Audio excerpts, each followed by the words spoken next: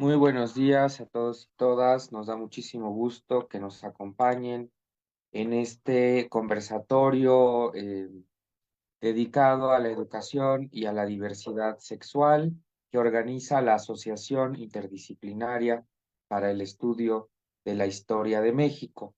Me da muchísimo gusto decirles que en esta mesa me acompaña Carolina Terán Hinojosa, Gerardo Zavala Sánchez, Amanda Montergamiño, Efrén González Pérez y Claudia Altaira.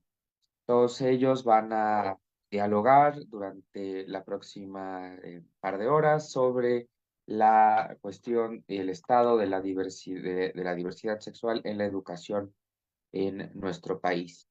Y además tendremos 2 horas, 2 mesas más. Es un conversatorio que está hecho de 3 secciones. Y bueno, pues nos da muchísimo gusto que nos acompañen a través de las redes sociales de la Asociación Interdisciplinaria para el Estudio de la Historia de México.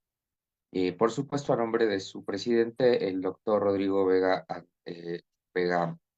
Ortega Báez, y de la mesa directiva, pues agradecemos también a todos y todas las personas que participaron en realizar este evento. Pues vamos a empezar, si les parece bien, con una primera pregunta, en un orden de participación que ya tenemos previsto, justamente para entrar al tema de cuál es el estado, cuáles son las necesidades más urgentes de distintos grupos vulnerables, sobre todo quienes pertenecen a la diversidad sexual al interior de los espacios educativos en México. Cabe mencionar, bueno, que todas las personas que nos acompañan tienen diversas experiencias en su relación con la educación, y esto hará que se nutra nuestra mesa. Pues vamos a empezar con Carolina Terán Hinojosa, que es profesora de la Facultad de Filosofía y Letras y que ha tenido una importante colaboración en temas de género en esta facultad. Adelante, Carolina, ¿cuáles crees que son las necesidades más urgentes que hay para estos grupos vulnerables al interior de los espacios educativos en México?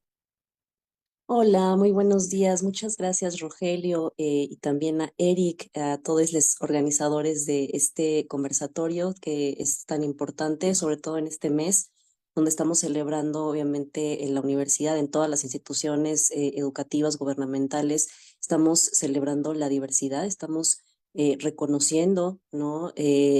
Pues que el mundo es eso, es diverso, que hay muchas maneras de ser y que a pesar, ¿no?, de una historia y una cultura que ha tratado de negar o suprimir justamente la disidencia, pues no podemos, ¿no? No podemos hacer caso omiso, no podemos enceguecernos ante pues los derechos humanos, ante el derecho de ser distintes. Entonces, bueno, atendiendo a esta pregunta y sobre todo también puntualizando que mi experiencia, como ya decía Rogelio, ha sido sobre todo pues en el contexto universitario, como profesora universitaria, que he estado impartiendo una de estas materias que en la UNAM se ha implementado justamente a partir del activismo feminista y de las disidencias sexogenéricas. Se imparte una materia que se llama Género, Violencia y Ética Comunitaria en la Facultad de Filosofía y Letras. Se imparte como parte justamente de atender a las demandas de la comunidad por transformar los espacios educativos, por reconocer pues los derechos, ya decíamos, por reconocer las diferentes necesidades que tienen las comunidades históricamente relegadas, ¿no? Entonces, bueno, desde esta experiencia que he tenido, lo que pues he entendido, sobre todo al ser también una persona pues heterosexual, ¿no? Una persona que reconoce que su mirada también pues está sesgada por esa heterosexualidad y por una cierta, pues sí, posición de privilegio al no tener realmente, pues bueno, una afectación como parte de una comunidad diversa. Bueno, desde esa perspectiva, lo que yo he podido entender, ¿no?, a través del contacto con las comunidades, con este contexto que les estoy contando, es que, bueno, sí, la universidad está atendiendo una necesidad urgente de sensibilizar a la comunidad, de transversalizar una perspectiva de género, una perspectiva feminista, de dar, transversalizar en la currícula estos temas, que creo que es uno de los puntos clave, ¿no?, de atención que se debe dar a las comunidades, ¿no?, de sensibilizar primero, como decía, ¿no?, en la currícula, introducir estos temas, pero sobre todo introducir materias específicas como esta que yo les platico, que están dirigidas a transformar, ¿no?, a la comunidad desde sus cimientos, ¿no? De hacerles ver, primero, que las comunidades existen, las comunidades y las disidencias sexogenéricas existen, que no podemos ya pensar que es una cuestión de tolerancia en el sentido de que yo tolero mientras no estés en mi vida, mientras no estés en mi nódulo social, digámoslo así, sino que estas materias un poco sirven para que la comunidad entienda, conozca, se eduque, ¿no? Y entonces ese es uno de los primeros puntos, ¿no? Políticas educativas, ¿no?, institucionales, donde se esté transversalizando realmente la perspectiva de género, donde se esté transversalizando realmente una educación en, pues eso, ¿no?, en la diversidad, en los diferentes temas que esto atañe, ¿no? Primero, yo, o sea, en esta materia, por ejemplo, tenemos como que una unidad muy específica que está destinada como a dar los cimientos teóricos y también históricos, ¿no? O sea, hacer ver a la comunidad que hay toda una historia de lucha de las disidencias y que hay toda una cultura que tal vez nosotros hemos naturalizado, ¿no? Pensando que hay una sola forma de ser, que es la heterosexualidad, ¿no? Y todo lo que esto implica, no solo como una preferencia sexual, sino como una forma de vida. Y luego bueno, les repito, ¿no?, hay esta unidad que es sobre todo teórica, histórica, pero luego hay toda una unidad que trata de la violencia, ¿no? Y que hace entender a la población estudiantil la violencia se presenta de muchas maneras, ¿no? Hay muchas formas de ser violenta, violento, y que esto no tiene nada más que ver con la violencia física, ¿no? También invisibilizar, también no dar voz, ¿no? Eso también es violencia.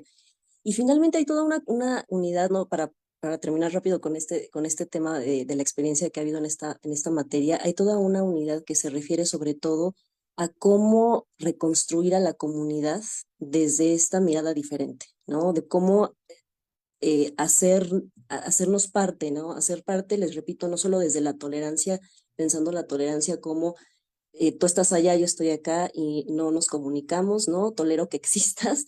O sea, la tolerancia no se trata de esto, ¿no? Sino de hacer realmente parte de y convivir, ¿no? Porque somos, en la Facultad de Filosofía en particular, y esto pasa en muchas facultades, pues hay una diversidad de cosmovisiones, ¿no?, que conviven, que cohabitan y que a veces, y ha sido la experiencia de muchos años, a veces parece que las personas andan, ¿no?, como átomos, ¿no?, sin realmente construir comunidad. Y lo que falta mucho es eso, ¿no? Es que las políticas educativas no solamente se centren como, pues sí, en imponer una teoría, si quieren ustedes, en imponer una perspectiva, una doctrina, ¿no? Que la gente no sienta que es una doctrina más bien, sino que realmente nos apropiemos y entendamos por qué esto es necesario de conocerlo y no verlo como una imposición, sino verlo como algo que nos va a servir para reconstruir. Entonces es eso, ¿no? Por supuesto que también hacen falta, ¿no?, a la mano de la mano con estas políticas educativas que van transversalizando la perspectiva de género, que van sensibilizando a la comunidad y tratando de reconstruir a la comunidad, hacen falta también, pues, protocolos específicos, ¿no?, para la atención a la violencia que sufren las comunidades las diversas, ¿no? Las disidencias sexogenéricas en particular. Y estos protocolos, pues, nos falta muchísimo, yo creo, ¿no? También en la universidad existía un protocolo, bueno, existe un protocolo, pero muchas veces hay problemas, ¿no?, en su implementación, sobre todo cuando las autoridades mismas a veces no están sensibilizadas en esos temas. Entonces, ese es otro de los grandes temas que tiene que cubrir, ¿no? Las instituciones educativas. No solo se trata de sensibilizar a la población, a la comunidad estudiantil, de establecer los protocolos o la normativa, se trata también de educar a nuestro personal docente, pero también al personal administrativo, a las autoridades, porque a veces justamente el hecho de que falte, ¿no?, una perspectiva de género en la implementación de la política pública, eso es lo que pues obstaculiza un cambio, una transformación. Entonces hace falta sí eso, ¿no? Educación, pero educación en todos los ámbitos, ¿no? En el estudiantil, en el administrativo, incluso, bueno, entre también los trabajadores, todas las personas que hacen la comunidad universitaria.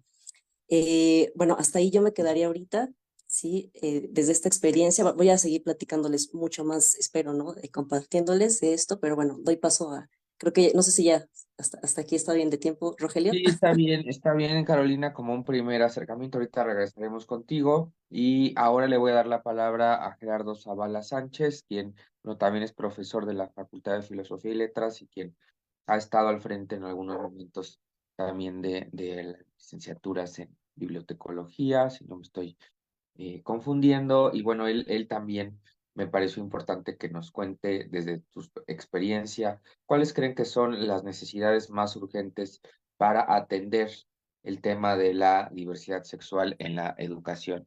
Adelante, Gerardo. Sí, buenos días a todos y qué bueno que estamos aquí el día de hoy dialogando entre distintas personas que pues nos gusta hablar ahora sí que los domingos en la mañana y que nos levantamos aquí temprano para estar dialogando y charlando frente a todos ustedes el día de hoy. Y al igual que Carolina, pues somos profesores de la misma facultad, entonces trataré también de dar otra perspectiva porque creo que va a ser similar porque estamos en un mismo espacio. Sin embargo, trataré de complementar lo que menciona la profesora Carolina, porque pues trabajamos realmente en el mismo edificio seguramente. Y bueno, yo empezaría, Rogelio, y seguramente los demás también me van a apoyar en esto. ¿Todos tenemos acceso a estos espacios educativos? Entonces aquí me gustaría como empezar con esta pregunta, ya que desde mi perspectiva aún existen condiciones de desigualdad estructural que impiden que todos tengamos acceso a los espacios educativos. Creo que esto es como algo que podemos empezar a dialogar.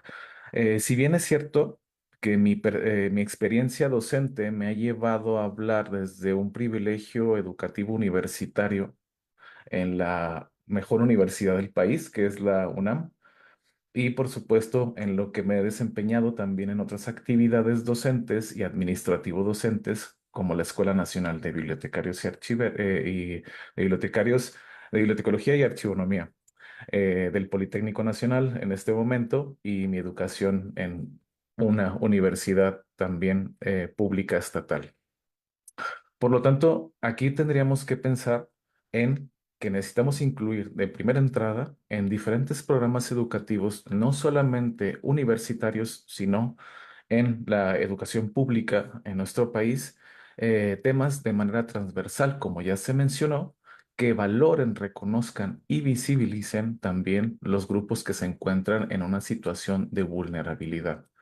Esto de primera entrada, porque sin esta visibilidad, pues no se reconocería también tanto las cuestiones de derechos humanos, también la importancia de cada una de las comunidades que nos encontramos eh, también en una situación de vulnerabilidad, y sobre todo para que se cree conciencia y en las diferentes autoridades que ahora sí que administran las diferentes, el sistema educativo nacional, sobre las políticas para cumplir que los derechos de todas las personas que se encuentran en una situación de vulnerabilidad tengan ahora sí todas las oportunidades para entrar en estos espacios educativos que se mencionan. Esto creo que podemos ir dialogando.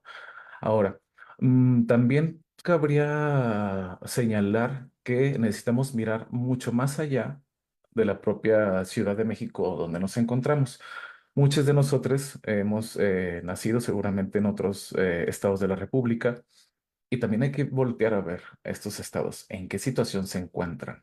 Si preguntamos realmente, por ejemplo, una ciudad como la que yo vengo, que es Monterrey, Nuevo León, es una situación totalmente distinta.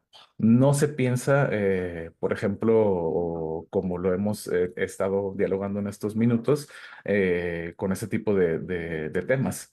Para ellos, para cierto grupo, estos temas, pues a lo mejor no están en su agenda, ¿no? En su agenda académica universitaria, en el caso de la universidad en la que yo estudié. Sin embargo, el ir generando estas políticas y también viendo, y esto lo vamos a hablar posteriormente, viendo el espacio universitario como un apoyo y también una generación de políticas dentro de estos espacios universitarios para que se repliquen en otras actividades educativas del país, también funcionaría también como un engranaje para cumplir diferentes posturas educativas. Entonces, yo empezaría diciendo también, en esta primera pregunta que nos acaba de realizar Rogelio, es, ¿tenemos todo ese acceso a estos espacios educativos? Y dos, también las condiciones que tenemos que ir trabajando es generando políticas también educativas transversales donde se incluyan materias de género y además de materias de género, como mencionó la compañera Carolina, también que se hable de la diversidad sexual en estas materias de género. Y esto podría comenzar yo hablando, Rogelio. Aquí termina mi primera participación. Muchas gracias, Gerardo. Bueno, ya se van juntando varios temas que ahorita retomaremos sobre no solamente una perspectiva de género, sino una perspectiva de género que incluya la cuestión de la diversidad sexual, porque, digamos, son dos cosas diferentes, pero van tan juntas, tienen tantas cosas en común que no podemos separarlas. Voy a dar la palabra a la maestra Amanda Monter. Ella es especialista en derechos humanos. Entre sus numerosos intereses, pues está justamente el de la diversidad sexual. Entonces, pues le daría la misma pregunta: ¿cuáles son las necesidades más urgentes? Ya se habló de la visibilización, ya se habló de la violencia, ver qué se hace con la violencia. ¿Qué más podríamos agregar, Amanda, a estas respuestas? Pues mira, creo que muchas cosas, pero para tener esa educación inclusiva, ¿no? Con perspectiva de derechos humanos, interculturalidad, de inclusión en un sentido muy amplio, ¿no? Donde va a estar la diversidad sexual, por supuesto. eh, eh, y falta como mucho, pero quiero decirte que tenemos un marco jurídico interesante, ¿no? Que de alguna manera se ha homologado a altos estándares internacionales. Pero ¿qué pasa, no? Yo escucho hablar de políticas públicas y protocolos que al final del día son aquellos que implementan o de alguna manera permiten esa aplicación directa y concreta de estos preceptos. Quiero empezar, ¿no? Este diálogo, pues mostrando cuál es el marco constitucional, legal y programático de la educación inclusiva, ¿no? Al final del día, o la educación integral, porque esta educación integral justamente incluye esta protección a la diversidad sexual, ¿no? Esta sensibilización a la diversidad sexual. Y creo que ahí vamos a ir respondiendo algunas de las preguntas, ¿no? Mira, por ejemplo, el artículo primero constitucional mandata, claro, a todas las autoridades a respetar, proteger, promover, ¿no? Y garantizar los derechos humanos. Desde 2011 hubo esta reforma. En este mismo sentido, tiene una cláusula de prohibición de la discriminación que dice que aprueba toda discriminación, incluso, ¿no? De las preferencias sexuales, que así está en el texto constitucional. Eso, a su vez, de alguna manera se empieza a modificar en el artículo tercero constitucional. Y esto es muy importante porque uno de los elementos rectores de esta educación que brinda el Estado, ¿no? Y entonces estamos pensando ya en la educación basada o impartida por estos órganos del Estado, sean incluso universidades autónomas, tiene que ver con la inclusividad. Y así lo menciona el texto constitucional. Lo dice también el respeto irrestricto a la dignidad humana. Entonces nos va abriendo como conceptos muy amplios, ¿no? Con enfoque de derechos humanos y de igualdad sustantiva. ¿No?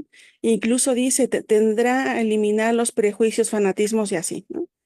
También dice que los planes y programas de estudio tendrán perspectiva de género y una orientación integral, por lo que se incluirá la educación sexual, entre otras. Dice, buscará también la convivencia entre las personas, evitando los privilegios de raza, religión, grupos de sexos e individuos. Ahí suena muy bien, ¿no? Digo, uno va leyendo el texto constitucional y dice, claro, ya lo tenemos todo resuelto, pero ¿qué está pasando? Cuando vamos a la Ley General de Educación, esto también se replica, ¿sabes? Porque dice que la educación que imparte el Estado, a través de cualquiera de sus autoridades, tiene que contribuir al desarrollo integral y permanente de los educandos, promover otra vez el respeto irrestricto de la dignidad humana e incluso el aprecio por la diversidad, fíjate, ¿no? Inculcar el enfoque de derechos humanos y de igualdad sustantiva y promover el conocimiento, respeto, disfrute y ejercicio de todos los derechos con el mismo trato para todas las personas. Los contenidos de los planes y programas de estudio, claro, de acuerdo al tipo y al nivel, ¿no?, de los educandos, tendrán que fomentar la igualdad de género. O sea, ahí está, ¿no? Esto que estábamos hablando, para la construcción de una sociedad igualitaria, pero también la educación sexual integral y reproductiva, que implica el ejercicio responsable de la sexualidad, la planificación familiar, la maternidad y paternidad corresponsable, prevención de embarazos adolescentes, infecciones de transmisión sexual. O sea, ese artículo yo creo que nos dice muchísimo, ¿no? Ya tenemos educación integral en nuestros planes y programas de estudio y en todas las escuelas, ¿no?, de la educación pública de nuestro país, incluso la universitaria. Y aquí viene un elemento muy interesante que me parece para todos, todas aquellas y aquellos que son profesores, ¿eh?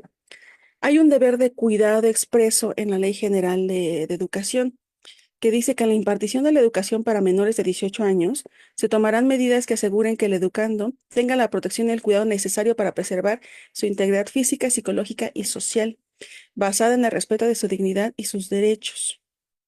Los docentes y el personal que elabora en los planteles de educación, digo, yo sé que ustedes nos desean a nivel universitario, pero de alguna manera se puede extender, deberán estar capacitados para tomar las medidas que aseguren la protección, el cuidado de los educandos y la corresponsabilidad que tienen al estar encargados de su custodia.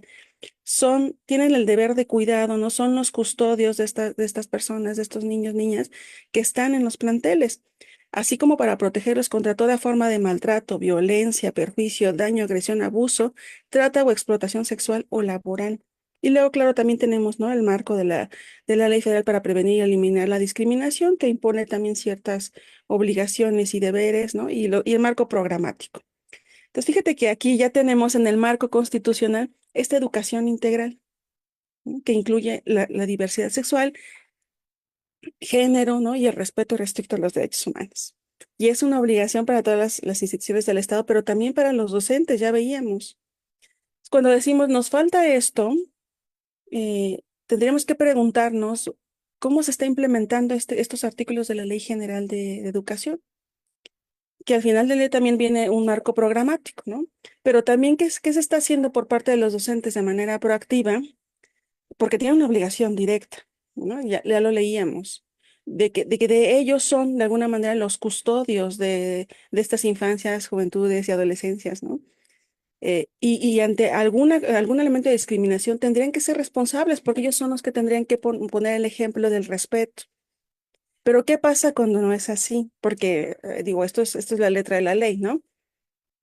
Y pensábamos, por ejemplo, en algún ejemplo que ya también he comentado con Rogelio, de que hay pues personas que están en la educación que todavía no tienen este chip de la inclusión y la diversidad, ¿no? Y que a veces quizá no están ni en el mood, Carolina, de la tolerancia, ¿no? O sea, todavía les sigue siendo muy ajeno, ¿sabes? ¿Y qué pasa cuando tenemos la letra de la ley así, ¿no? Y por otro lado, la realidad, pues bueno, parece que marcha por una cuerda separada, ¿no? Y se van distanciando a veces. Entonces, cuando nos preguntamos cuáles son las necesidades más urgentes, yo empezaría por conocer las obligaciones que tienen las autoridades del Estado, por supuesto, ¿no?, las obligaciones que tienen las personas que son docentes y en ese sentido también los derechos que tienen todas las personas que están en el sistema de educación, o sea, los educandos. Eso me parece muy importante porque en la medida en que conozcamos nuestros derechos y nuestras obligaciones, creo que nos vamos a ir ciñendo, ¿no?, a cuál es la línea que se tiene que seguir, ¿no? O sea, el camino para que esto prospere, porque miren, podemos tener un montón de políticas y protocolos, ¿no? Pero si al final del día, entre que no se conocen y entre que todavía no me entra el chip, ¿no?, o no logro asimilar cuál es mi obligación en principio, ¿no? Como estar al frente de la educación, pero no solo en las aulas, veíamos los artículos constitucionales y legales que decía todo el personal, ¿no? Que era algo que Carolina decía, pero también los administrativos, incluso las personas que pueden coadyuvar, por ejemplo, ¿no? En el mantenimiento de las instituciones. Son todas las personas que están en el sistema educativo, no nada más el que está frente al aula. Entonces hay que preguntarnos si todas estas políticas, protocolos están permeando hasta esos niveles, ¿no? Porque a mí sí me tocó en la universidad, ¿no? Ver que por ahí las personas que ayudan como a la jardinería o al mantenimiento, solían ser muy agresivas con las personas, ¿no? Y también les gritaban cosas y esto, ¿no? Entonces, digo, eso fue hace un poquito de tiempo, ¿no? Antes de que existiera todo este andamiaje en la universidad que yo celebro y que bueno, porque son parte de esos esfuerzos, pero habría que ver si el impacto está logrando cubrir todo este tipo de personal que se tiene al interior de las escuelas y universidades y también, ¿no? ¿Qué tanto se está evaluando que permea al interior? Es decir, que en la práctica cotidiana se esté asimilando, ¿no? Y sensibilizando a las personas primero que están frente al aula, luego los administrativos y el personal otro que apoya, ¿no? al funcionamiento de las instituciones, pero también qué tanto se está sensibilizando a los educandos de cuáles son sus derechos. Y yo lo voy a dejar aquí porque quiero hablar después de la educación integral, ¿no? Que va a incluir justamente estos elementos de género y diversidad sexual. Pero ya hoy en día ya hablamos de educación integral desde el texto constitucional, que generalmente es el derecho el que va detrás de la realidad, ¿no? Ahora, ¿qué está pasando? Que nuestra realidad parece que ya se quedó muy atrás, ¿no? Y el derecho lo alcanzó. Pero bueno, es cuanto. Muchas gracias. Muchas gracias a la maestra Amanda Monter. Y bueno, voy a dar la palabra a Efraín González Pérez. Él es estudiante de la FES, siempre me equivoco, es FES Aragón, en la carrera de Sociología. Y bueno, lo invitamos también, bueno, como parte de esta pluralidad, desde miradas de personas que no pertenecen a la comunidad necesariamente, pero que conviven todos los días en estos espacios universitarios que a veces pensamos como periféricos. Entonces, bueno, ya nos dirá Efren qué está pasando en estos espacios y cuál ha sido su experiencia y qué nos puede decir de lo que resulta más urgente de atender en términos de la inclusión de la diversidad sexual en términos educativos. Adelante, Efren, por favor. Gracias, gracias Rogelio, gracias por el espacio. Y bueno, sí, un poco mi experiencia va desde estos espacios periféricos, como mencionas, la FES Aragón. Ah, bueno, me gustaría empezar respondiendo esta pregunta, ¿no? Sobre que ya se ha ido trabajando, ¿no? De cuáles serían las necesidades más urgentes en distintos grupos vulnerables.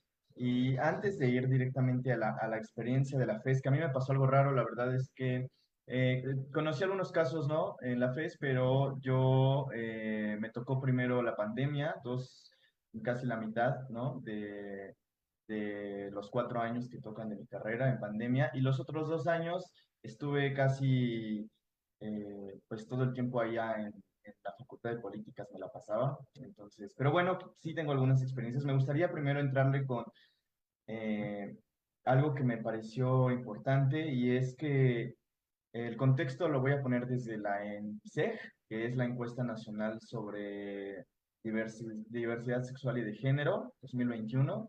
Y en esa encuesta, es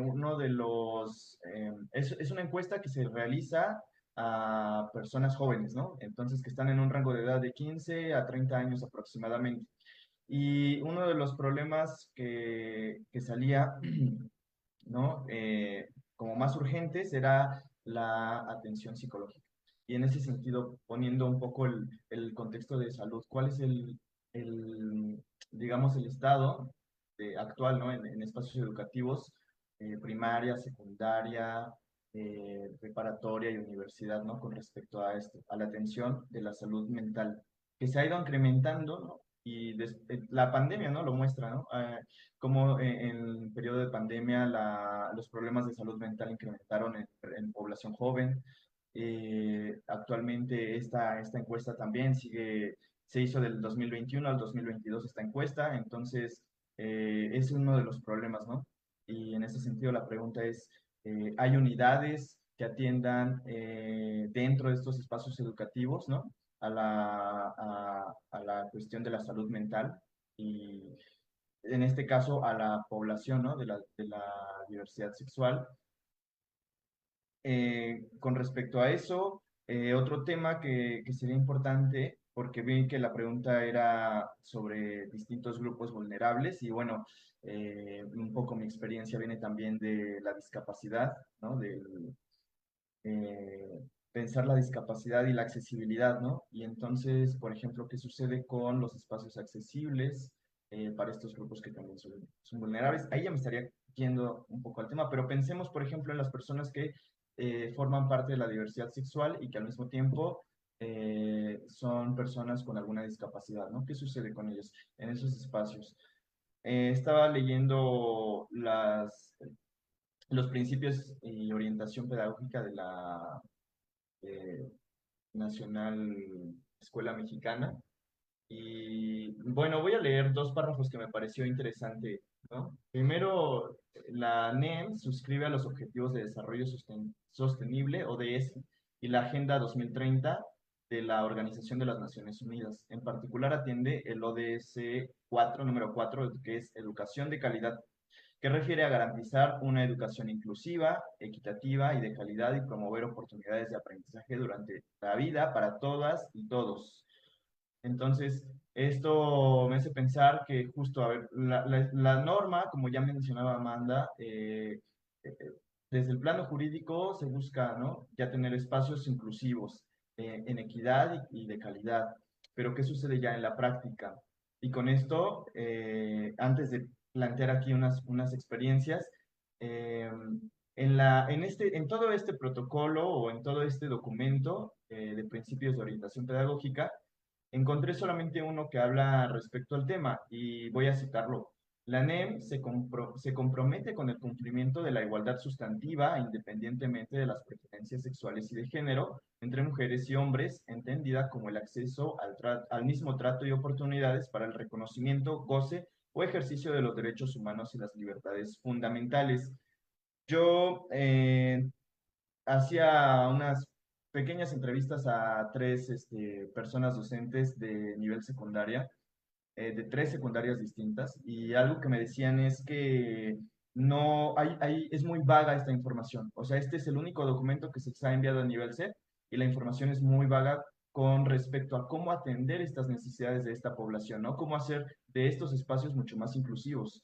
Y decía, hay mucha incertidumbre, realmente no hay un protocolo, no hay capacitación, que entonces sería otra de las urgencias, ¿no? Una capacitación como se decía a todos los actores que forman parte de este espacio, ¿no? Docentes, directivos, personal administrativo, ¿no? Y no la hay. Y por otra parte, la inexistencia de protocolos. Y por tanto, también un poco de los espacios. Me comentaban que hay mucha incertidumbre entre el mismo personal docente, realmente no se sabe cómo atender. Algunas de estas personas no saben bien cómo atender en la práctica necesidades o tensiones que se puedan llegar a generar, ¿no? Porque sabemos que culturalmente son espacios también de violencia, ya lo han mencionado. Entonces, ¿cómo atender estos espacios donde se vulneran, violentan estos derechos de de esta comunidad? Y eh, voy a citar un caso. Me decía uno de estos docentes que en una ocasión formados para los honores, ¿no? En nivel secundaria, una persona se forma en la fila de las niñas y entonces era una persona de la comunidad, ¿no? De la diversidad sexual. Y esta persona se quedó pues un poco sin saber qué hacer, ¿no? O sea, los demás compañeros lo veían como un compañero suyo, ¿no? Pero él decía, oye, pues yo soy una niña, entonces yo me quiero formar aquí, ¿no?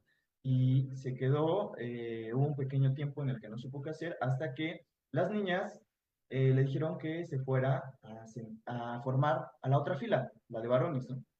Y de alguna manera el docente ya se quedó así como, bueno, no lo solucioné yo, pero las mismas, o sea, como que se dio entre la misma comunidad, ¿no? De esos jóvenes.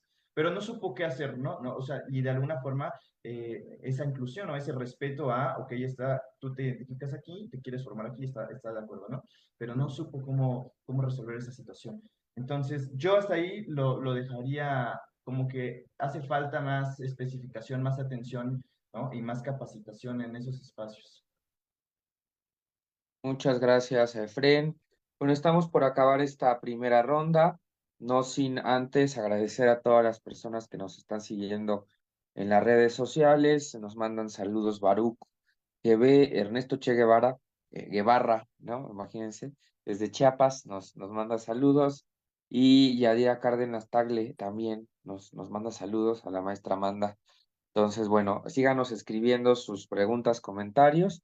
Para cerrar esta ronda, vamos a pedirle a Claudia Altaira. Ella, pues, es académica de distintas instituciones, ha trabajado fundamentalmente historia de la educación y forma parte de esta asociación, la Asociación Interdisciplinaria para el Estudio de la Historia de México, que nos diga sus comentarios acerca de cuáles son los pendientes más urgentes que observa para que las instituciones puedan incluir, asumir, atender la cuestión de la diversidad sexual. Adelante, Claudia, bienvenida. Muchísimas gracias, Rogelio y Eric, por la invitación a este conversatorio y pues también es un placer estar aquí conversando con distintos especialistas y colegas. Bueno, me voy a centrar, si bien en que ya se hizo evidente que la participación para, pues justamente atender esta problemática tan importante que está vinculada con los derechos humanos, ¿no? Y específicamente con los derechos contra la discriminación, ¿no? Y también el derecho de contar con una identidad, ¿no? Y que ésta sea respetada. Eh, pues me voy a centrar en la comunidad docente y cómo la capacitación es algo fundamental. Y vamos a ver por qué es importante la capacitación, ¿no? O algunos de los aspectos que considero necesario. En principio, pues creo que la capacitación debe de estar centrada en entender algunos de los conceptos fundamentales, ¿no? Porque muchas veces uno parte de que todos entendemos qué es un prejuicio, qué es un estereotipo, qué es la discriminación o incluso qué es la violencia. ¿No? En este sentido, pues conocer cuáles son los mecanismos que pues llevan o que son la base que son la base de muchos de los comportamientos y de las experiencias que se dan en las instituciones educativas. Es decir, conocer qué es lo que va generando todas estas ideas en torno a la sexodiversidad, hacia la identidad, y que pues tiene que ver justamente con esto, con los prejuicios, con los estereotipos, en qué consiste cada uno, y todo ello pues dirigido, por supuesto, a una mayor aceptación y respeto pues de todas las personas, ¿no? En general. En este sentido, bueno, pues también hay que considerar que hay que fomentar o por lo menos tener cuáles son las nociones de qué es un espacio y un entorno seguro. Es decir, cómo se pueden identificar, cómo se pueden abordar estas situaciones que, como nos comentaba este Fren, de discriminación, de también acoso, qué es el acoso también, y todo ello, bueno, pues para que vaya de lado o también de la mano más bien con las políticas, con aquellas estrategias que tienen las instituciones educativas para atender las diversas problemáticas, ¿no? Em, También considero que es importante promover de manera transversal conceptos como son, o el conocimiento de los conceptos como son inclusividad, igualdad, qué es la diferencia entre igualdad y equidad, y todo ello pues que se vaya adaptando a los distintos métodos de enseñanza y que pues siempre tenga como este componente de ejemplos precisos para entender en qué momento se puede atender o no, o identificar. Em, por otro lado, pues sí es fundamental conocer las categorías específicas de género, identidad sexual, em, pues entre muchas otras, ¿no? Orientación sexual, porque muchas veces, muchas veces el docente ni siquiera logra entenderlas y por ende, pues transmitirlas es muy complicado, ¿no?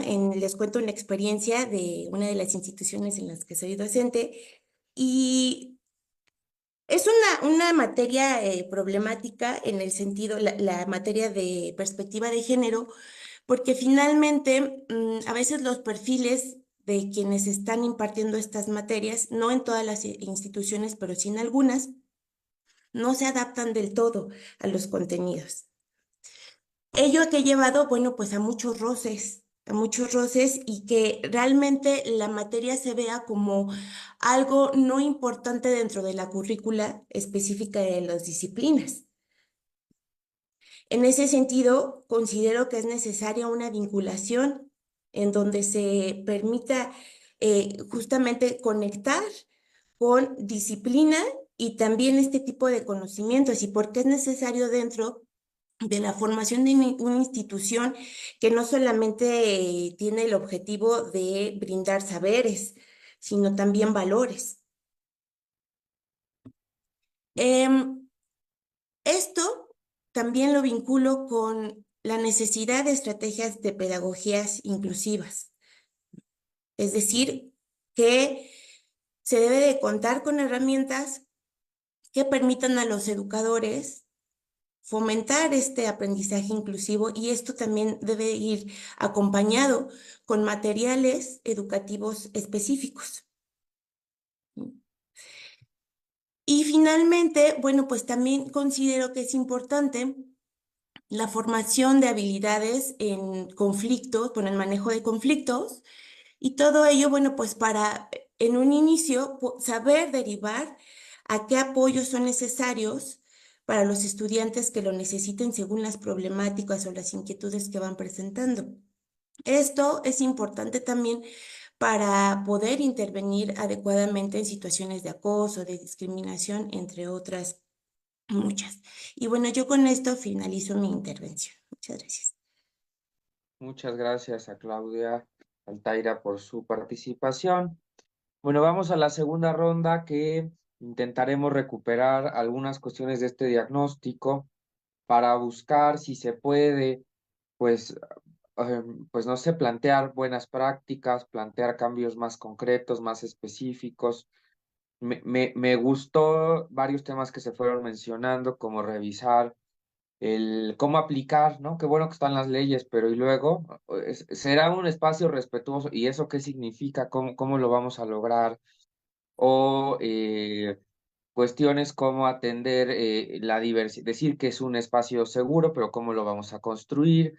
Ni se me ocurre que debería haber una línea especial de la diversidad sexual a la que puedan hablar docentes, a la que puedan hablar padres de familia, a la que puedan hablar los propios estudiantes y puedan recibir orientación sobre sus derechos, sobre obligaciones en el caso de el personal docente y administrativo y también, bueno, que puedan brindar información para que esto que a lo mejor nos da mucho miedo porque no lo hemos atendido, ¿no? Esto que nos contaba Efren, ¿no?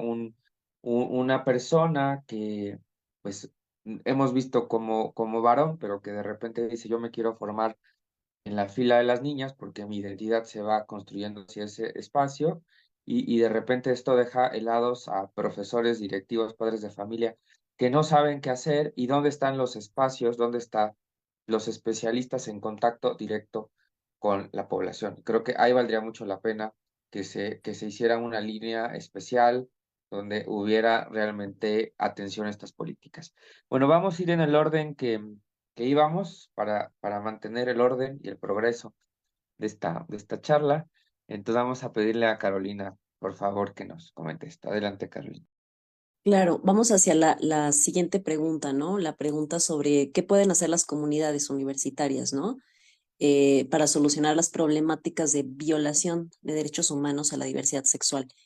Yo aquí quiero primero retomar un tema que Claudia acaba también de resaltar, que es justamente el tema de las resistencias que las propias autoridades tienen para implementar la política pública, implementar la normativa que ya está establecida, de la que nos habla Amanda, que sabemos que existe en la universidad, bueno, en algunas universidades, y que justamente a mí la pregunta que siempre tengo al estar en contacto con grupos de docentes, y ahorita les hablo de otra experiencia que tengo en otra universidad también estatal, pública, donde no existen protocolos, no existe, o sea, en sentido estricto no existe la política que en la UNAM vemos, pues ya con cada vez con más presencia, ¿no? Incluso existe un órgano específico, una entidad específica que es la Coordinación para la Igualdad de Género, y que eso es algo muy importante. Y aunque existe esto, aunque se está implementando de muchas maneras, creo que la Universidad Nacional Autónoma de México está tratando de implementar la política pública, vemos las resistencias, ¿no? Resistencias de los cuerpos docentes, resistencias del alumnado. La pregunta que yo siempre me hago es cómo lidiar con esas resistencias en una institución donde, les repito, existe la entidad específica que implementa la política pública o que está destinada a implementarla, pero también en instituciones donde no las hay. Entonces, ¿qué pasa en esos casos? Es lo que yo siempre me pregunto. Lo que yo veo, por ejemplo, en la otra universidad donde imparto cursos y donde no existen protocolos, donde no existe una coordinación específica para la igualdad de género, lo que yo he visto es que ahí es muy importante justamente la organización de la comunidad estudiantil, ¿no? Tú decías ahorita, ¿no, Rogelio? Bueno, que se implemente una línea, pero para que se implemente una línea, ¿no? De ayuda, una línea de atención, pues debe haber ese órgano, ¿no? Específico para que atienda, ¿no? Desde la institución. Cuando no la hay, es la comunidad la que tiene que organizarse. Definitivamente, ¿no? Es la comunidad la que tiene que, pues, tejer las redes de apoyo, ¿no? Que son tan necesarias. Y eso también tiene sus problemas, porque lo que hemos visto, ¿no? Lo que también tuvimos esa experiencia en la UNAM, es que cuando la comunidad también se organiza y implementa estrategias de resistencia, ¿sí? Estrategias de denuncia autónomas, como son los tendederos, los scratches otras estrategias, bueno, vemos que sí, o sea, son importantes estas estrategias para visibilizar el problema, pero la atención institucional no está ahí. Entonces muchas veces se queda como el registro histórico del que vamos a hablar en la siguiente ronda, que es muy importante el registro histórico, pero pues que le falta, ¿no? O sea, falta a esa organización, le falta como el complemento justamente de pues la atención institucional que debe existir para que realmente haya una transformación. No quiero demeritar, por supuesto, todo el esfuerzo del activismo estudiantil, que es muy importante, pero siempre tiene que estar ese activismo informado, ¿no? Ese activismo, o sea, las comunidades estudiantiles, aquí es otro de los grandes puntos que debemos sensibilizar, en los que nos debemos sensibilizar, es que como comunidad estudiantil hay que conocer las normativas, ¿no? Incluso como comunidad administrativa, como comunidad docente, ¿no? Esto de lo que nos hablaba Amanda, tenemos que conocer que existe el marco legal, que existe el marco institucional, y eso es muy importante entre el activismo, ¿no? Que se conozca qué se puede hacer y cómo se puede hacer, porque la experiencia, desgraciadamente, de las estrategias que quedan fuera de la normativa, como los escracheos, como los tendederos, es que se visibilizó un problema en algún momento, pero al final no hubo las repercusiones deseadas, ¿no? Para las personas que eran denunciadas, más bien informalmente hablando, ¿no? Personas que fueron denunciadas, pero que siguieron, se acomodaron de otra forma en la institución y que pues no se resuelve el problema desde ahí, ¿no? También aquí la pregunta que nos va a atravesar como comunidad universitaria, como comunidad docente, por supuesto, es qué esperamos que haya, ¿no? ¿Qué transformaciones esperamos que haya a través de estas prácticas, ¿no? Si lo que queremos es, claro, sacar a los parásitos degenerados de la universidad, bueno, pues sí, es algo que tiene que revisarse, ¿no? Quienes no deberían ser parte de, ¿no? Quienes definitivamente que están negadas, personas que están negadas a implementar una perspectiva, una mirada diferente. Bueno, ahí habría que ver qué pasa con esas personas, pero otra manera de verlo, que también es algo que ha estado teniendo la universidad, es, como yo les decía, reconstruir el tejido social y pensar que tal vez a esas personas se les puede educar de alguna forma. Difícil, ¿cierto? Pero necesario porque pues no podemos tampoco funcionar desde, pues desde el punitivismo radical, ¿no? No sé, Ese es un gran tema que deberemos comentar aquí, pero eso, ¿no? Y retomo, cierro esta participación diciendo, ¿no? Claro, atención, ¿no? Que debe haber atención institucional, ¿no? Lo que ya decíamos, más sensibilización, más preguntarle a las comunidades. Aquí también quería resaltar esto que ha hecho la Coordinación para la Igualdad de Género en la UNAM, que es encuestas específicas a las comunidades de la diversidad sexogenérica para conocer cuáles son sus necesidades y desde ahí transformar. Y desde la comunidad estudiantil, ¿qué necesitamos hacer? ¿Cómo organizarnos? Bueno, conocer las normativas, ¿no?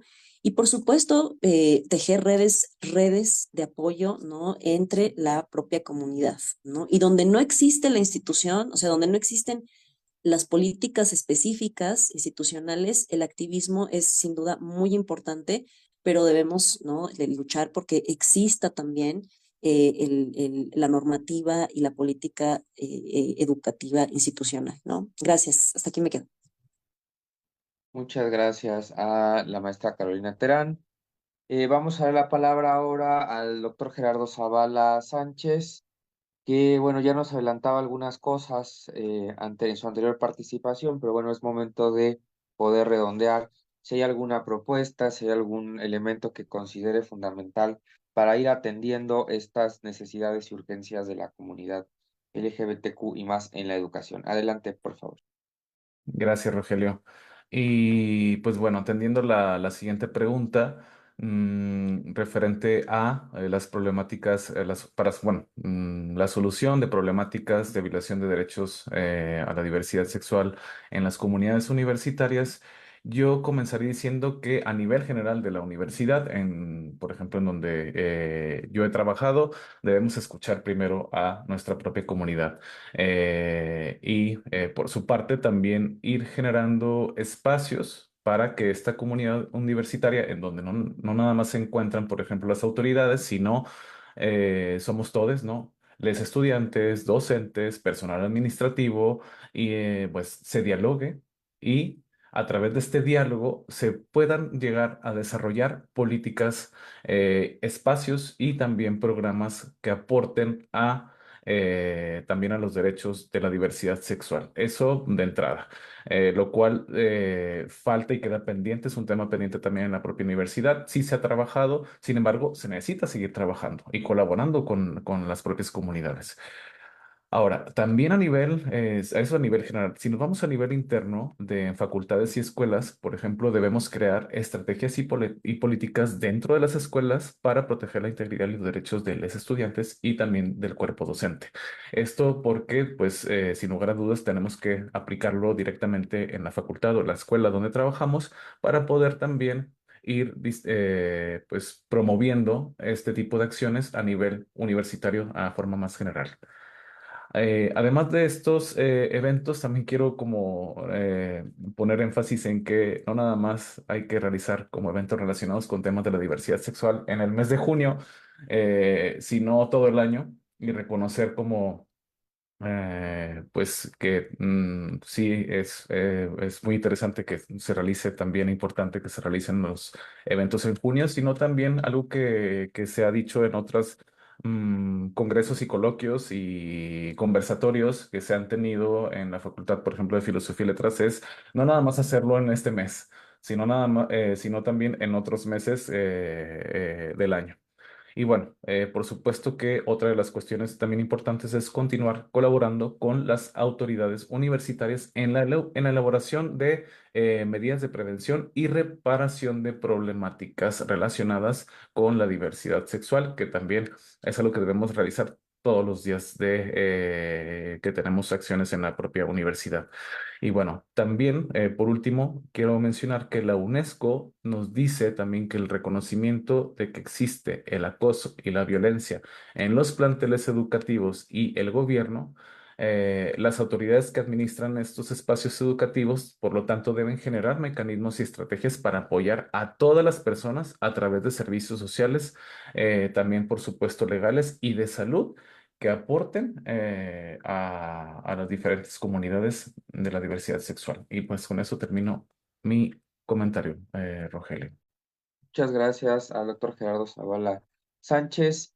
de nuevo me parece, Amanda, que va apareciendo el problema de cómo traducir los reglamentos, las normatividades, las sugerencias de todas las instituciones a los hechos concretos. Entonces, bueno, tú ya planteabas este tema, ya existe un marco legal, ya existe en letra un espíritu educativo integral que protege a las minorías, a los grupos vulnerables, pero pues no está pasando del todo. No vamos a decir que no hay avances, que no está sucediendo algo, pero todavía lamentablemente nos llegan muchas noticias de muchas personas que están sufriendo discriminación o que no pueden acceder por completo a sus derechos. ¿Qué podrías proponer, Amanda, para que se atienda esta violación continua, permanente, todavía muy recurrente de derechos de estos colectivos? Sí, justo, ¿no? Ya hablamos del andamiaje jurídico y de las necesidades que advertimos, ¿no? Todas y todos dentro de, pues los centros de educación. Y también hablábamos de la capacitación y de las resistencias. Fíjate que yo no he notado, ¿no?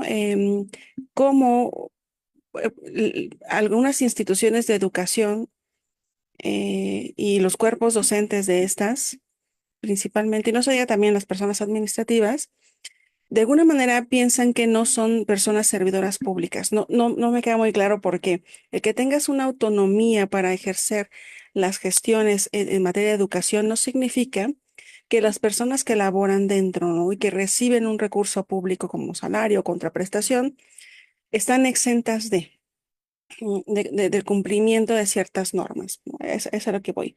Y que también, pues, así como tienen estos derechos laborales, ¿no? O incluso derivados de la contraprestación o los convenios, contratos que se ejerzan con ellos, ¿no? Que se les den, también es que deben de tener ciertas obligaciones. Entonces, me parece que una forma de vincular el cumplimiento de la normatividad y al final del día, ¿no? La tutela de los derechos humanos de estas personas, de los educandos, tiene que ver con hacerles saber sus obligaciones.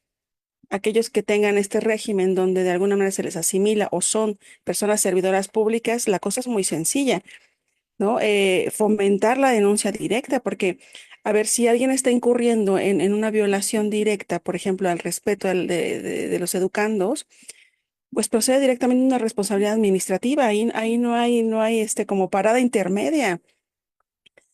Yo sé que puede haber mecanismos internos como de tipo conciliación o mediación, como los hay incluso en otras instituciones de la administración pública, como pueden ser los órganos internos, ¿no? Que ahí ya también es más responsabilidad administrativa sancionatoria, por ejemplo, o los comités de ética, ¿no?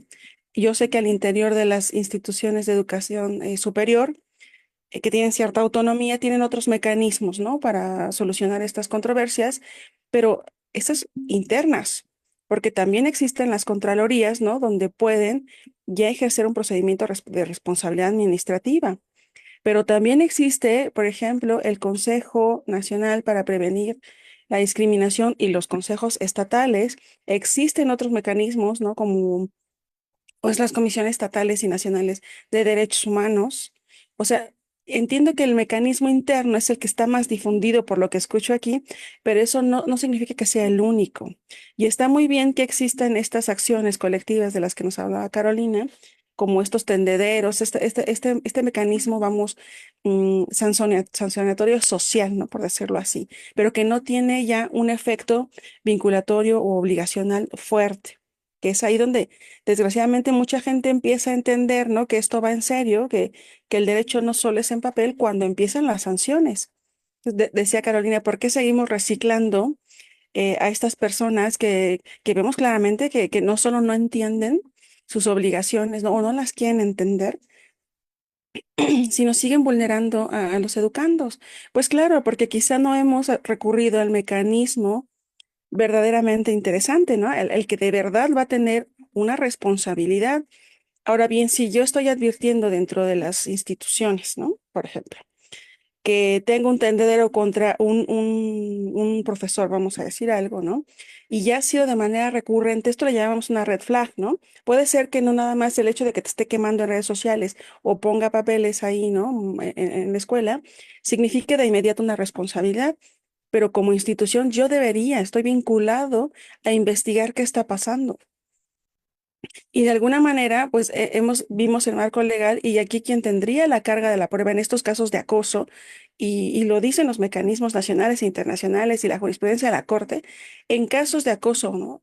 Quien tiene la carga de la prueba de que no sucedió es el denunciado. En este caso sería el profesor de decir que se comportó conforme las normas. Pero ¿saben por qué sigue sucediendo estos elementos de violencia, ¿no? Porque no difundimos los derechos y las obligaciones y porque no difundimos todos los mecanismos internos y externos que se tienen para denunciar este tipo de cosas. Porque, bueno, ¿qué va a pasar, no? Lo que lo denuncio internamente, ajá, una llamada de atención, ¿no? ¿Y eso es suficiente? O nada más lo cambio de adscripción o lo cambio de plantel. ¿Eso es suficiente? ¿Verdad que no? No, porque vamos reciclando el mal, por decirlo, ¿no? Pero la persona claramente tiene un problema, ¿no? Y generalmente la violencia siempre es, pues, increciendo, ¿no? Una persona que se siente impune, por supuesto que lo va a volver a hacer una y otra vez, e incluso va hasta sofisticar sus métodos, ¿no? Entonces, ¿qué es lo que tenemos que hacer? Irnos ya directo con los elementos donde le genere una responsabilidad, donde esa persona queda claro que no es apta para estar en un plantel frente a un grupo, por ejemplo, ¿no? Pero eso pasa mucho por, claro, la falta de capacitación no solo, sino también por el desconocimiento de los derechos de los educandos y las obligaciones que tienen todas las personas que están dentro de los planteles educativos cualquiera que sea su función. Todos y todas tienen obligaciones. Y estas obligaciones, si las incumplimos, la norma claramente dice que tienes una responsabilidad al respecto. Es decir, al incumplir la norma, como cualquier persona servidora pública, pues se te puede investigar y de ser el caso se te va a sancionar. Y esto queda en tu expediente. Y entonces tendríamos que ver también que cuando haya mecanismos de promoción, por ejemplo, ¿no? De que ahora soy docente y quiero ser director, directora de una escuela, si tú tienes este tipo de registros en tu expediente, te debería descalificar. Como te descalifica como persona servidora pública, por ejemplo, con la ley 3 de 3 en materia de violencia de género, que si tú tienes este tipo de sanciones en tu expediente, ya no puedes ocupar. Has demostrado no tener la probidad necesaria para ser parte del servicio público. Pero lo que a mí no me queda luego muy claro es por qué las universidades que son autónomas, que reciben el recurso público, y también algunos centros, ¿no? de educación media superior y así, se sienten ajenos al marco legal. Porque, a ver, la autonomía para dictar, por ejemplo, cátedra al interior, no te exime, o sea, no te manda a otra dimensión, ¿no? Donde hay otras leyes. Siguen siendo las mismas. Y puede haber mecanismos internos, eso sí, ¿no? Para conciliar, para mediar, pero a ver, también afuera están esas otras responsabilidades y esas otras instancias a las que se debe recurrir. No hay que seguir reciclando este tipo de personas. Sí hay que denunciarlas, pero por los medios que les van a ser vinculantes. Y también esta resistencia, claro, ¿no? Porque qué mejor forma de decir, yo no soy impune, ¿no? Por ejemplo pensando que no hay una ley que nos restringe nuestro actuar. No, claro que lo hay. Y la mejor manera es dándola a conocer. Pero ¿por qué no damos a conocer estos mecanismos externos? Digo, qué bien que al interior nos tratemos de autorregular, porque eso es lo ideal, ¿no? Buscar la prevención, eso sí. Pero también existe esos otros elementos que me parece que es parte de la resistencia en los centros educativos no enseñar, no mostrar que te puedes ir a otras instancias, que si aquí al interior nos estamos cubriendo para que no haya problemas, yo no lo voy a dejar ahí, ¿no? Siempre tengo otros medios que puedo agotar y eso es lo que nos está faltando, ¿no? Claro que también la sensibilización para todas y todas las personas que están dentro de los centros educativos y también para el alumnado. Entonces, a mí me parece que eso también es parte de lo que nos está faltando y una de las cosas que puede evitar que sigamos violentando los derechos de las personas, ¿no? Creo que lo dejaré aquí y pues ya, para seguir avanzando. Muchas gracias. Muchas gracias, Amanda. A mí me gusta mucho lo que dices, pero también lamento que muchas de estas denuncias, escracheos, están dirigidos sobre todo a la violencia contra las mujeres. No, eso no lo lamento, lo que lamento es que no se ha extendido a la transfobia, a la homofobia. Ahí no vemos estas mismas posibilidades de reacción. Todavía vemos a las comunidades pues con muchos más problemas para presentar estas denuncias, porque a la vez que me estoy sufriendo en la escuela, tendría que asumir frente a mi familia, eh, posiblemente que estoy en una condición. diferente de vivir mi sexualidad y entonces a lo mejor me abstengo porque ¿cómo voy a exhibirme doble o tres veces frente a una situación donde ya estoy siendo victimizado? Entonces yo nada más diré esto, ahorita lo retomamos, que sí, afortunadamente se han generado estos espacios contra la violencia contra las mujeres, pero todavía me parece que no alcanzan a llegar a cubrir la violencia transfóbica y la violencia homofóbica, lesbófoba, entre muchas otras que todavía están presentes. Y de manera me parece que tiene mayor complicidades y mayores sigilos en muchos espacios. Pero ahorita lo comentamos. Bueno, vamos con Efren. Estamos a punto de acabar nuestra segunda ronda.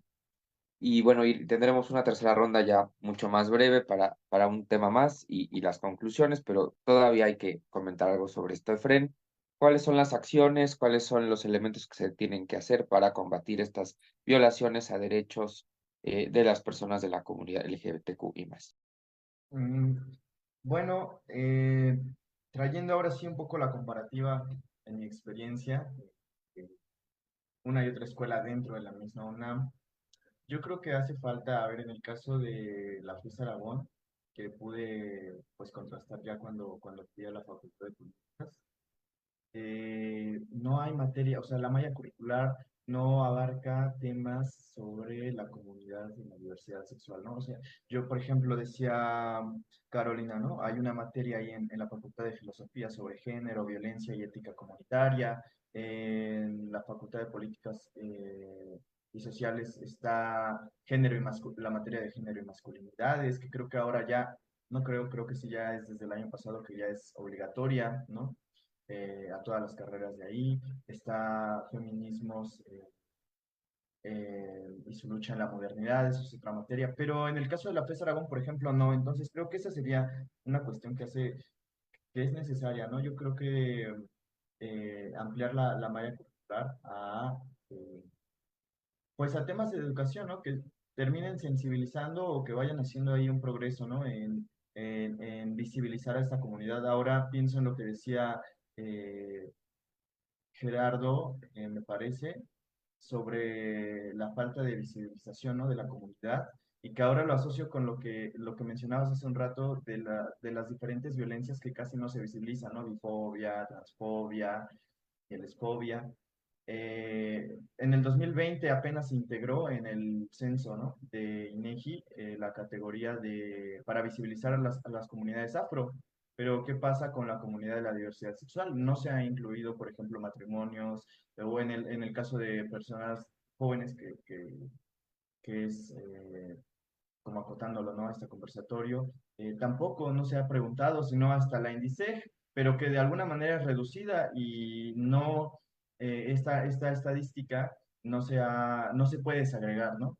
Los datos no se pueden desagregar para visibilizar, para poder combinar variables, para identificar problemas de violencia y identificar en este caso violencias que no se han visibilizado, ¿no? Como ya mencionabas, la bifobia, lesfobia. Entonces, con lo que decía Gerardo, ¿no? Hacer más estadísticas, más censos dentro de las universidades, dentro de estos espacios, pues para visibilizar las distintas necesidades, ¿no? Y también desde ahí poder atender con mayor urgencia una u otra problemática. Otra cosa, y que aquí me gustaría plantearle una especie de pregunta, me acuerdo que una vez yo le preguntaba a una persona de la comunidad y después le pregunté a otra, el lenguaje inclusivo, ¿no? Y me decía, yo realmente esta es una duda. Yo preguntaba, oye, cuando se habla de les, ¿se incluye a las y los? Y una persona me decía que sí, ¿no? De la comunidad. Después le preguntaba a otra persona de la comunidad y me decía, mira, no, tienes que mencionar las, los y les, porque les no agota a las y los.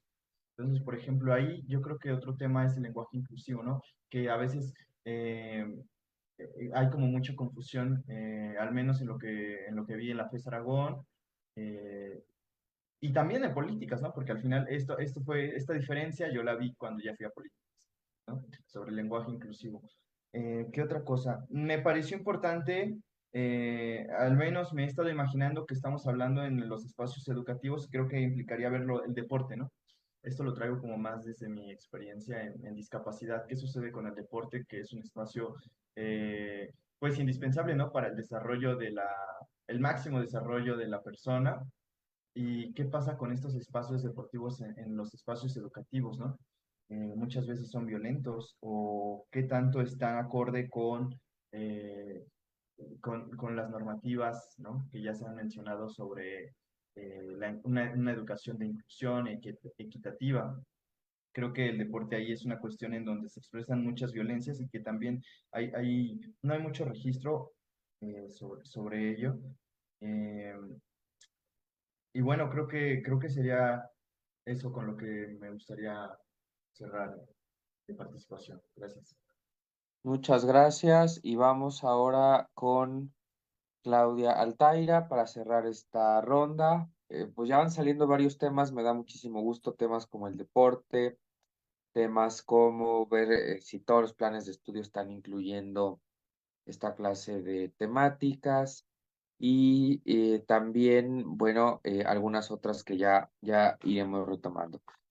Quiero decir también que nos aclaran vía el chat que en la FES Aragón, en la materia de en la carrera de pedagogía sí existen algunas de estas materias, pero que no es el caso de todas las carreras, que no todas lo incorporaron a sus mapa curricular. Entonces, bueno, eso sería interesante analizarlo posteriormente.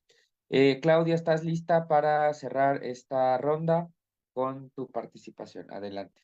Sí, muchísimas gracias. Bueno, me voy a centrar en algo que comentaba Amanda, y ella lo hacía como desde estas otras instancias para de las instituciones de educación, pero creo que también es importante dentro de las instituciones de educación que se cuenten con estas políticas, o sea, que finalmente es cómo se van a aterrizar de un marco más amplio a uno más específico desde una organización concreta. eh, Cómo estas políticas de antidiscriminación, de prevención de la violencia o incluso de atención de las mismas prácticas, ¿no? Y sanción, por supuesto. Eh, Creo que en este sentido hay muchísimas organizaciones, instituciones, escuelas que pues apenas están como tratando de aterrizar, de llevar todo esto de la transversalidad de género a sus respectivos espacios y que finalmente pues no encuentran con toda esta formación, con toda esta base que sí muchas universidades, ¿no? Y bueno, en este sentido creo que debe ir acompañado de una definición clara, como se ha comentado, pues tanto de las acciones que deben de identificarse, de atenderse y de sancionarse, ¿no? Desde los comentarios, las exclusiones, las amenazas, las agresiones y algo que creo que es un gran reto, que son los espacios digitales y que por supuesto están vinculados con la educación, ¿no? Porque ahí es donde muchas veces interactúan las comunidades, principalmente de estudiantes. Y bueno, además de estas definiciones que deben de ser detalladas y que deben ser especificadas, dentro de las mismas instituciones, pues deben ser, digamos que también llevadas a las distintas comunidades para que se entiendan qué comportamientos son aceptables e inaceptables, ¿no? En este sentido, bueno, pues deben de traducirse en documentos que los codifiquen, que lleven, por supuesto, a códigos de conducta, a manuales de las diversas comunidades, ¿no? Desde los estudiantes hasta el personal auxiliar. Y que todo ello, bueno, pues también vaya acompañado de múltiples canales de denuncias, ¿no? Desde, pues, opciones presenciales, en línea, entre otras cosas. Y algo que creo que sí no se ha abordado en este conversatorio, pero a veces es la confidencialidad que debe de acompañar a estos procesos, ¿no? Porque muchas veces eso puede conllevar a conflictos, ya sea dentro de los mismos compañeros, hasta con otras comunidades. Y por supuesto, comprender que debe de haber claridad en el procedimiento, es decir, que los protocolos pues tengan muy especificados los flujos, los diagramas que deben de atender y quién los van a atender, ¿no? Desde las recepciones de las denuncias, desde la investigación como algo fundamental y la resolución y las consecuencias, que sean muy claras en este sentido. Y bueno, yo con esto termino mi participación. Muchas gracias. Muchas gracias. Vamos a la última ronda que tiene que ver con la importancia de documentar lo que está sucediendo en las diferentes instituciones educativas y qué relevancia o qué impacto tendrá esto en algún momento de haber documentado. Yo apenas fui a una obra de teatro donde hacían una cronología de cómo fueron apareciendo las diferentes reclamos de la comunidad LGBT ante la sociedad, y tal vez uno de estos momentos paradigmáticos fue Nancy Cárdenas en 1973 diciendo en el noticiero de Jacobo Zabludovsky pues que ella era una mujer lesbiana, lo que fue una bomba para su vida, pero también para la sociedad mexicana. Y qué importante haber tenido estos recuentos, estas eh, imágenes de estos momentos, porque nos ayudan a comprender mucho mejor los cambios en las instituciones, pero también estas personas valientes que se arriesgaron a levantar la palabra. Entonces, bueno, vamos a ser un poquito más breves en esta ronda porque ya estamos casi El en tiempo. el final del seminario. Entonces, le vamos a dar la palabra a Carolina Terán Hinojosa. Adelante. Muchas gracias, Rogelio. Me encanta que esta sea la última pregunta porque creo que con ella articulamos varios de los temas que hemos abordado a lo largo de la sesión. Nancy Cárdenas, por cierto, ese reportaje creo que no se encuentra bueno, la entrevista ya no la encuentras en la web. Sería muy interesante tenerla, solo está la noticia. ¿Por qué por qué es importante registrar históricamente? Bueno, para visibilizar la existencia, pienso, ¿no? En primera instancia, visibilizar que las comunidades sexodiversas han existido siempre y darles su lugar, darles su lugar en la historia, coadyuva a implementar políticas públicas para transformar justamente una situación de desigualdad en el ámbito educativo para sensibilizar a la población justamente de que pues hay distintas maneras de ser. También es importante esa visibilización, creo, para pues un poco restituir, ¿no? Y reparar las injusticias que históricamente se han perpetrado contra estas comunidades.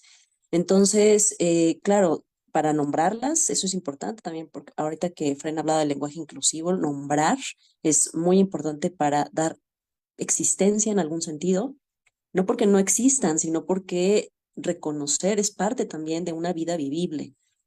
Pero justamente reconocer la existencia tiene que ir de la mano con, pues, hacer justicia, ¿no? E implementar las medidas que sean necesarias en nuestros espacios educativos para que estas comunidades puedan vivir como vivimos todas las personas, ¿no? Sin violencias, sin exclusiones y, pues, eso, ¿no? Viviendo como quieres vivir, básicamente. Entonces, bueno, yo me quedaría ahí un poco en que sin esa visibilización histórica no sería posible una transformación integral, ¿no? Una implementación de políticas públicas, una atención específica a las necesidades de esas comunidades y una transformación totalmente en nuestra cosmovisión, ¿no? En esa aceptación que necesitamos hacer, yo repito, ¿no? Con esto que comenzaba, no solo pensar como tolerar en el sentido de te dejo vivir allá, sino como reconstruir la comunidad y entender, comprender verdaderamente. Pues aquí me quedo. Muchas gracias. Muchas gracias, Carolina. Vamos con Gerardo Zavala. Adelante. Gracias, Rogelio. Yo quiero comenzar diciendo que el patrimonio documental tiene un valor significativo y duradero para una comunidad, eh, también para una cultura, para un país, para la humanidad en general. Y el deterioro y pérdida de este patrimonio, de esta documentación, supone un empobrecimiento perjudicial para todas las personas. Esto como lo marcan los lineamientos del Programa de Memoria del Mundo de la UNESCO. El patrimonio también documental es un medio para entender la historia social, política y colectiva y personal, individual, hasta de nuestra propia familia, y contribuye también a la construcción de la base de toda nuestra sociedad. Entonces, por lo tanto, nuestra documentación histórica y nuestro patrimonio documental son memoria, es parte de nuestra identidad y contribuye a determinar, por ejemplo, el lugar en una comunidad en específica. También documentar nuestra historia es clave para subrayar la progresividad de los derechos humanos, la deuda histórica con ellos y exigir garantías de no repetición. Y claro, también porque a partir de la documentación se puede realizar un diagnóstico mucho más certero de un fenómeno de desigualdad y, por lo tanto, preparar medidas de equidad, por ejemplo, en materia de discapacidad y en discriminación racial, que cada vez es más sensible de las necesidades específicas que estamos viviendo. Por lo tanto, como bibliotecólogo, les podría decir que, pues para mí, la documentación es parte fundamental de la historia. ¿Por qué? Porque nuestros documentos nos identifican como seres humanos y por lo tanto es necesario, por ejemplo, preservarlo y resguardarlo para futuras generaciones y que estas generaciones puedan también ver qué estrategias, programas, medidas, políticas hemos desarrollado a lo largo de nuestra historia para poder apoyar una situación en específico o también en una cuestión como la que hemos estado hablando. A ver, y por último, quisiera mencionar que sin esta propia documentación, la historia de nuestra comunidad, de las diversidades sexuales, también no tendrían, por ejemplo, no podríamos ver estas imágenes de lucha, no podemos ver estas imágenes de cómo se ha ido desarrollando nuestra propia historia y por lo tanto hay que crear tanto archivos, hay que crear bibliotecas, hay que crear unidades de información que difundan y sobre todo pues lleven a todas las comunidades nuestros documentos históricos que por supuesto nos identifican. Y con esto cierro mi participación. Gracias, Rogelio. Muchas gracias, Gerardo. Vamos a dar la palabra a la maestra Amanda Montes. Pues sí, mira, ya sin repetir lo que ya dijeron, ya dijo Carolina y muy bien, ay, se me fue Gerardo. Em, Creo que solo basta recuperar, pues efectivamente, ¿no? Generar esta documentación y albergarla, pues nos ayuda a la memoria histórica, efectivamente, pero también a garantizar el derecho a la verdad. Y ello tiene que ver con no dejar impunes ciertos elementos, ¿no? Por ejemplo, si yo ya sancioné a tales o cuales profesores, y hablábamos de reciclar el mal, ¿no?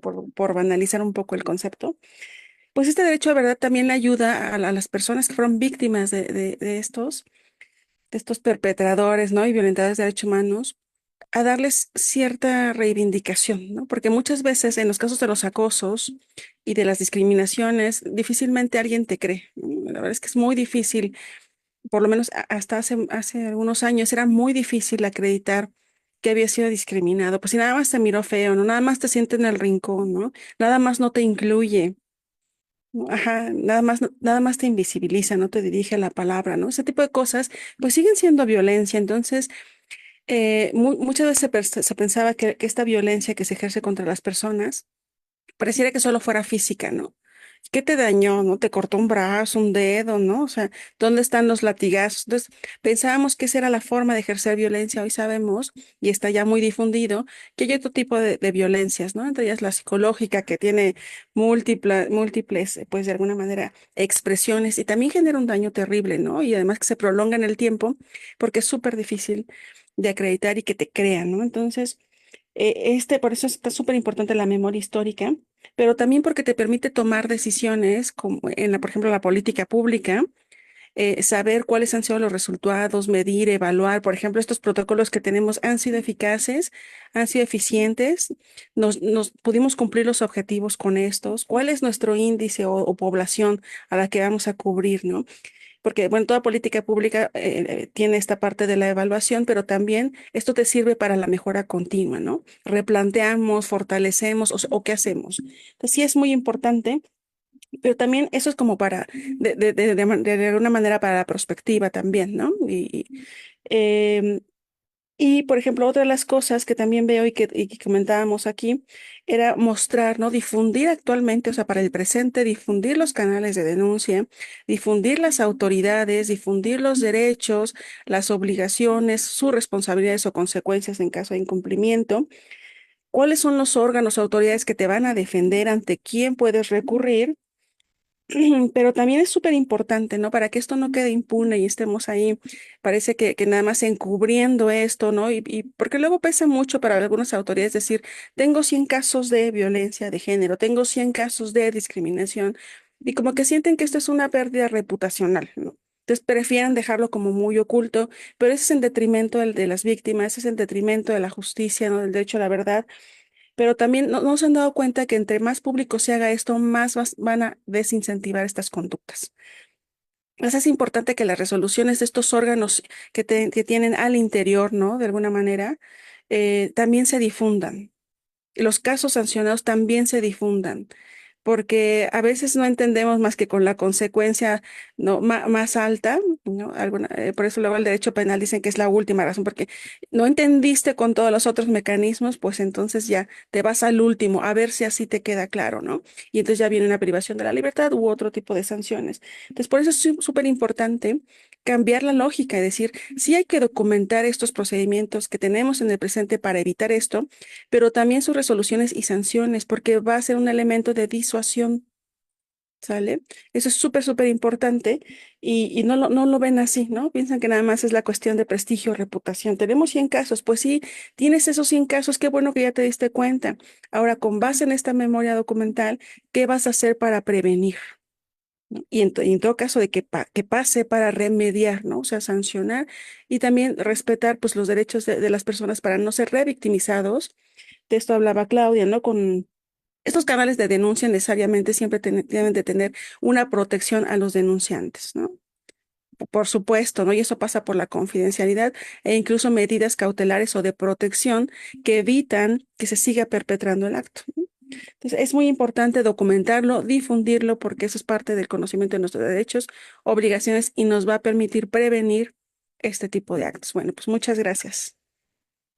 Muchas gracias, Amanda. Pues te nos quedan dos participaciones para cerrar esta mesa. Les recordamos a quienes nos están viendo que habrá 2 mesas más, a la 1 y a las 4 de la tarde. Entonces, bueno, por esta misma página de la Asociación Interdisciplinaria para el Estudio de la Historia de México. Vamos con Efrén González Pérez. Adelante, Efrén. Sí, gracias. Bueno, a mí me gustaría ser muy concreto, pasándolo al contexto de la nueva escuela mexicana y la importancia del relato histórico, ¿no? De incluir a las luchas, ¿no? Las luchas, los logros, los desafíos de esta comunidad. Y preguntaba, ¿no? ¿Qué es lo que ya se ha comentado, ¿no? La transversalización de, de pues sí, de estas, de toda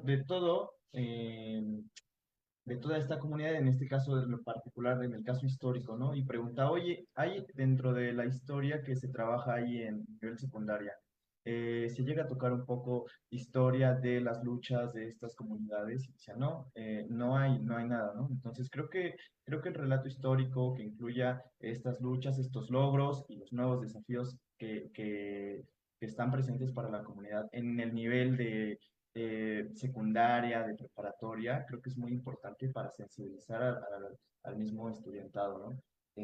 Creo que eso sería lo que podría agregar, la importancia del relato histórico en la sensibilización. Muchas Muchas gracias. gracias. Gracias, Efrén.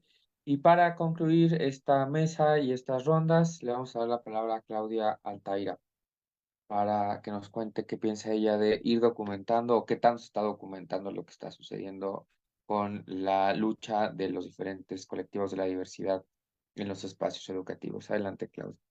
Muchas gracias. Pues me voy a centrar en la importancia de documentar esta historia y creo que es importante porque finalmente esto puede derivar en el cuestionamiento de las memorias establecidas, ¿no?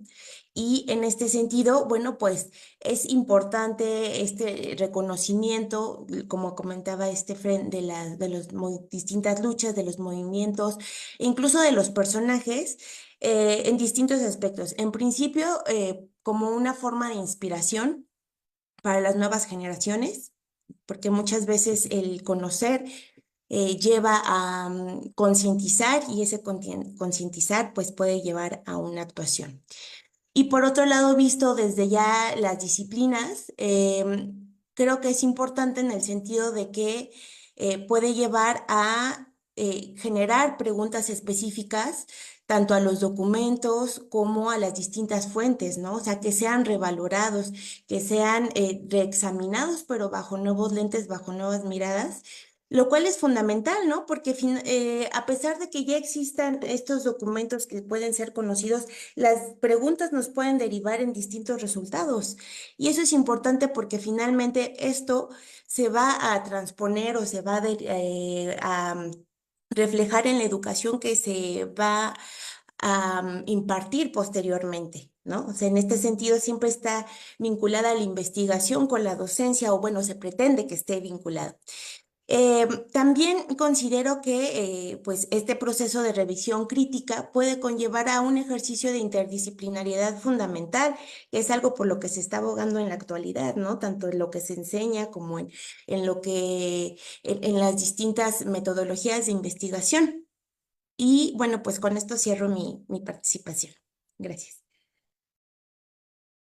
Bueno, pues creo que ha sido un conversatorio muy interesante sobre los diferentes temas que, pues como un inicio, tendríamos que tomar en cuenta para la reflexión sobre la inclusión de la diversidad sexual en la educación y cómo van avanzando estos procesos de inclusión, de verdadera inclusión y no solamente tolerancia, como decía Amanda, en los espacios educativos, porque qué terrible nada más quedarnos a un nivel de la mera tolerancia, pero no la verdadera inclusión y eso implica que alguien se quede atrás en sus derechos.